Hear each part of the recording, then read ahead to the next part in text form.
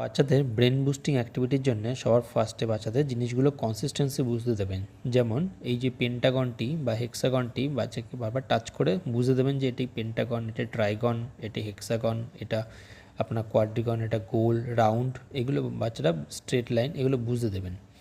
প্রথমে এগুলো তারা টাচ করে করে বুঝবে, দেন তারপরে সেটার সাথে কোনটা মিল হচ্ছে সেম জিনিস সেটিকে বাচ্চাকে দেখানোর চেষ্টা করবেন। সেজন্য সেটিকে আইডেন্টিফাই করে আইডেন্টিক্যাল যে দুটি সে দুটিকে যেন সে এইভাবে টাচ করতে পারে। এইগুলো হচ্ছে বাচ্চাদের সব প্রাইমারি ফার্স্ট ব্রেন বুস্টিং অ্যাক্টিভিটির মধ্যে একটি। এছাড়াও আপনারা এটি যদি বাচ্চাদের করতে পারে তারপরে আপনারা এরকম করে সে সেম জিনিসগুলো বিভিন্ন কালারফুল আলাদা আলাদা কালারের নেবেন।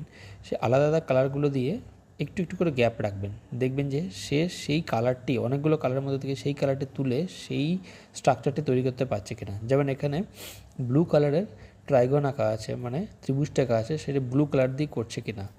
রেড কালার দিয়ে আপনার কোয়াড্রিগন মানে হচ্ছে চতুর্ভুজটা আঁকা আছে রেক্টাঙ্গেল, সেটাকে করছে কিনা। এইগুলো আপনারা ব্রেন বুস্টিং